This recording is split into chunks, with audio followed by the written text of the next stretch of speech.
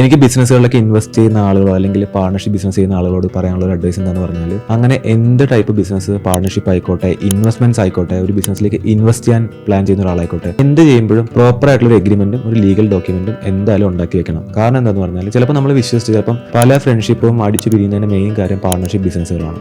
ഇനിയിപ്പോൾ ഇൻവെസ്റ്ററെ സംബന്ധിച്ചിടത്തോളം ഒരു ഇൻവെസ്റ്റർ ചിലപ്പോൾ ഒരു ബിസിനസിന്റെ ഒരു മോഡൽ കാണുമ്പോൾ ഇഷ്ടപ്പെടും, ആ മോഡലിലേക്ക് കുറച്ച് പൈസ ഇൻവെസ്റ്റ് ചെയ്യും. ഇൻവെസ്റ്റ് ചെയ്ത് കഴിയുമ്പോൾ ആ ബിസിനസ് പരാജയപ്പെടാൻ ചിലപ്പോൾ നന്നായിട്ട് വരാം. നന്നായിട്ട് വന്നു കഴിയുമ്പോൾ ചിലപ്പോൾ ഒരു ലെറ്റ്സ് ഒരു 10 ലക്ഷം രൂപയുടെ ഒരു ബിസിനസ് ആണ്, അല്ലെങ്കിൽ 10 ലക്ഷം രൂപ ഇൻവെസ്റ്റ് ചെയ്യുന്ന വിചാരിക്കുക. അപ്പോൾ ആ ഇൻവെസ്റ്റ്മെന്റ് കൊണ്ട് ആ ബിസിനസ് മുമ്പോട്ട് പോയി 2 വർഷം 3 വർഷം കഴിയുമ്പോൾ ആ ബിസിനസ് 50 ലക്ഷം രൂപയിലേക്ക് എത്തി എന്ന് വിചാരിക്കുക. അപ്പോൾ ഓട്ടോമാറ്റിക്കായിട്ട് അത് നടത്തുന്ന ആൾക്ക് തോന്നും ഈ 10 ലക്ഷം കൊണ്ട് കൊടുത്ത് പിന്നെ ഒഴിവാക്കിയ പ്രശ്നം കഴിഞ്ഞില്ലേ എന്ന് ആലോചിക്കും. അപ്പോൾ അങ്ങനത്തെ ഒരു രീതിയിലേക്ക് വരുമ്പോൾ ഒരു പ്രോപ്പർ ആയിട്ടുള്ള ഒരു ഡോക്യുമെന്റും ഒരു എഗ്രിമെന്റും ഒന്നും ഇല്ലെന്നുണ്ടെങ്കിൽ ആ സമയത്ത് പിന്നെ ബുദ്ധിമുട്ടേണ്ടി വരും. 10 ലക്ഷം വാങ്ങിച്ചിട്ട് നമ്മൾ പോകേണ്ടി നമ്മൾ ആ 10 ലക്ഷം രൂപ ഇൻവെസ്റ്റ് ചെയ്ത് തന്നെ യൂസിലെന്തായി പോകും. കാരണം മനുഷ്യരുടെ പ്രത്യേകതയാണ്, ആവശ്യം കാണുന്നത് വരെ മാത്രമാണ് എപ്പോഴും ആളുകൾക്ക് എല്ലാവരും മതി. ആവശ്യം കണ്ട് അതിന്റെ ഒരു റിസൾട്ട് വന്നു തുടങ്ങുമ്പോൾ പിന്നെ അതൊരു അധികപ്പറ്റായി, ഈ ഹെൽപ്പ് ചെയ്ത ആളൊരു അധികപ്പറ്റായി മാറാറുണ്ട്. അപ്പം പാർട്ണർഷിപ്പ് ആയിക്കോട്ടെ, ഇൻവെസ്റ്റ്മെന്റ്സ് ആയിക്കോട്ടെ, ഒരു ബിസിനസ്സിൽ ഇൻവെസ്റ്റ് ചെയ്താൽ പോലും നമ്മൾ അതിനൊക്കെ ഒരു പ്രോപ്പർ ആയിട്ടുള്ള എഗ്രിമെന്റും ഫ്യൂച്ചർ എങ്ങനെയായിരിക്കും, എങ്ങനെയായാലും അതൊരു ക്ലിയർ പിക്ചർ എഗ്രിമെന്റിൽ ലീഗലി നമ്മൾ ക്ലിയർ ചെയ്ത് വെക്കണം.